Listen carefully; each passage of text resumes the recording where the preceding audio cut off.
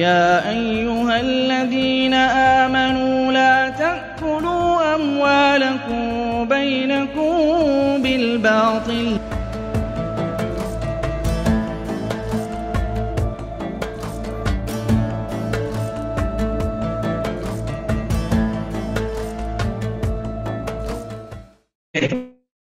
Seperti itu. Kemudian ini riba fadl. Nah, tadi riba fadl sudah dijelaskan ya, yaitu setiap tambahan bagi salah satu pihak yang berakad dalam akad pertukaran atau jual beli tanpa pengganti. Nah, ini riba fadl ini disebut juga riba dalam jual beli, terjadi pada 6 jenis barang ribawi, yaitu 1 emas, 2 perak, 3 gandum, 4 juwawut, syair bahasa Arabnya, 5 kurma, tamar, ke-6 garam. Nah, riba fadl ini juga terjadi pada uang, karena uang ini dikiaskan atau disamakan hukumnya dengan emas dan perak yang di zaman Nabi itu adalah alat tukar. Ya, alat tukar. Jadi sekarang uang rupiah kita ini juga bisa terjadi riba. Ya, walaupun uang yang berlaku sekarang itu bukan emas atau perak, bukan uang emas itu dinar, uang perak itu dirham ya. Jadi walaupun bukan emas atau perak uang kita, tetapi secara sifat atau karakter sama, yaitu sebagai alat tukar atau sebagai penentu harga atau standar harga. Ya. Nah, contoh riba fadl, misalnya ini kurma, ini saya contohkan kurma. Kurma kualitas bagus, 1 kilo ditukar dengan kurma kualitas sedang 2 kilo. Ini tidak boleh, karena terjadi kelebihan kurma kualitas sedang seberat 1 kilo. Nah, inilah yang disebut dengan riba fadl. Contoh yang kedua ini pada uang ya. Jadi ini yang disamakan dengan emas dan perak tadi. Uang 100.000 1 lembar ditukar dengan 5 ribuan, tapi jumlahnya bukan 20 lembar, tapi hanya 18 lembar. Kan ini tidak senilai ya. Maka kelebihan yang 10.000 ini, inilah yang disebut dengan riba fadl. Tidak boleh. Oke. Nah, 6 barang ribawi itu dalilnya apa? Ini dalilnya ada beberapa dalil. Nah, salah satunya ini dalam hadis riwayat Imam Muslim nomor 1587 yang diriwayatkan oleh Imam Muslim dari sahabat Nabi yang bernama Ubadah bin Somit. Rasulullah mengatakan az-zahabu bizahab, emas ditukarkan dengan emas. Wal fiddatu bil fiddati, perak ditukar dengan perak. Wal burru bil burri, gandum dengan gandum. Wasyairu bisyairi, jewawut dengan jewawut. Jadi jewawut itu tanaman serealia ya, sejenis gandum gitu ya. Kemudian wat tamur bitamri, korma ditukar dengan korma. Wal milhu bil milhi, garam ditukar dengan garam. Ya, ketika dipertukarkan syaratnya apa? Mislan bimislin, sawaan bisawain, itu harus sama timbangannya atau beratnya. Kalau uang harus sama nilainya. Yadan biadin, dan harus secara kontan, artinya terjadi takobut, serah terima, fi majlisil akad, di majelis akad. Itu yang disebut dengan yadan biadin. Fa'idha ikhtalafat hadhil asnafu, tetapi apabila yang dipertukarkan itu beda jenisnya, jadi bukan emas dengan emas, tapi misalnya emas ditukar dengan perak, misalnya, atau emas ditukar dengan gandum. Fabi'u kaifa syi'tum idza kana yadan biyadin, maka jualah sesukamu asalkan dilakukan dengan kontan, yaitu yadan biyadin. Itu yang dimaksud adalah at-taqobut, ada serah terima, fi majlisil akad, di majelis akad. Oke.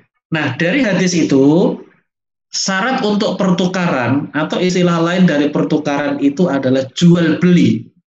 Barang-barang ribawi yang 6 itu seperti ini. Kalau yang dipertukarkan itu sejenis, misalnya emas dengan emas, syaratnya 2. Pertama, tamasul, itu sama beratnya atau takarannya. Yang kedua adalah takobut, yaitu secara kontan, yaitu terjadi serah terima di majelis akad. Tapi kalau barang yang ditukarkan beda jenis, misalnya emas dengan gandum, syaratnya hanya satu, yaitu takobut, terjadi secara kontan, yaitu ada serah terima di majelis akad. Ya. Nah, persyaratan tadi itu juga berlaku untuk mata uang. Jadi kalau mata uang itu ditukarkan dengan mata uang sejenis, misalnya rupiah dengan rupiah, syaratnya ada dua. Pertama harus sama nilainya, ya, karena ada hadis tadi sawaan bisawain, mislan bimislin. Jadi tidak boleh ada kelebihan atau tambahan. Dan yang kedua harus kontan, ya, terjadi serah terima di majelis akad. Tidak boleh ditangguhkan, ya. Demikian juga tidak boleh dikredit atau diangsur. Tapi kalau beda jenis yang ditukarkan, kalau yang sejenis itu misalnya tadi ya, rupiah yang besar dengan rupiah recehan. Itu syaratnya dua. Tapi kalau beda jenis, syaratnya satu, yaitu harus kontan, yaitu yadan biadin. Ya, artinya ada serah terima di majelis akad, walaupun nilainya tidak sama, itu tidak apa-apa. Oke. Kemudian yang terakhir ini riba nasiah. Riba nasiah ini tadi definisinya yang bagian yang kedua, yaitu az-ziyadah lil ajal.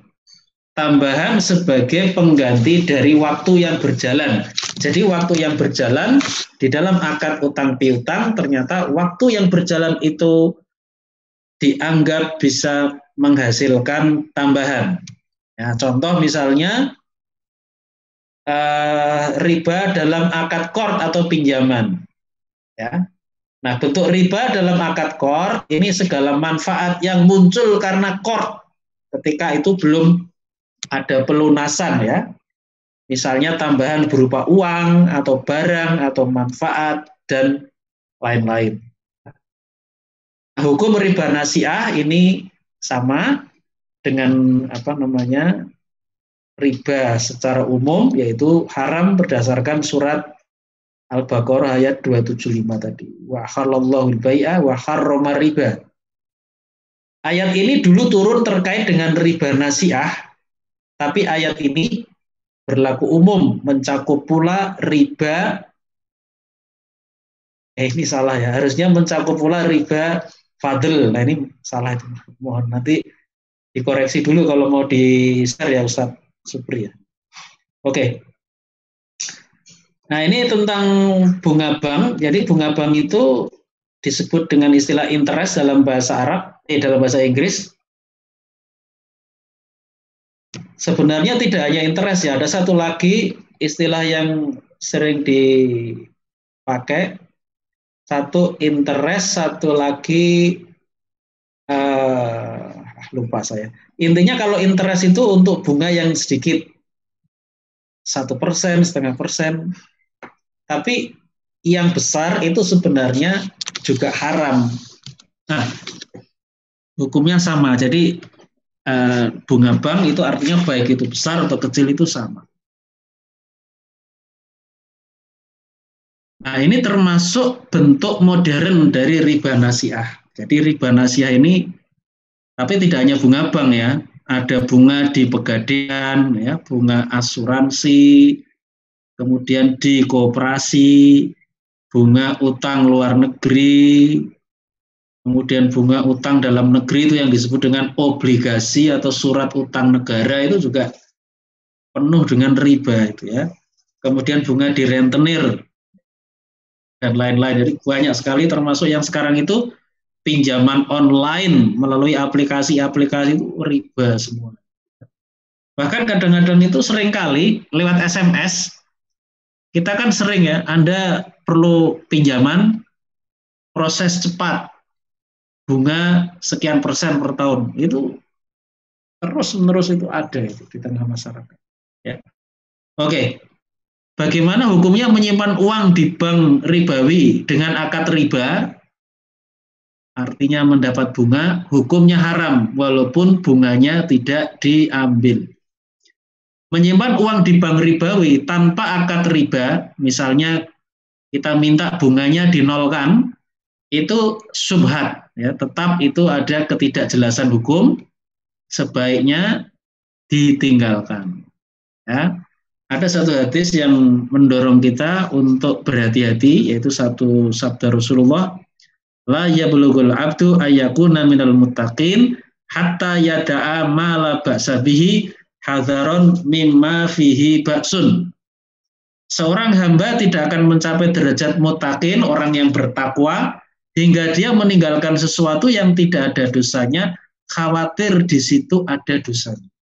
Hadis riwayat Imam Tirmidzi dan Al-Hakim. Ya.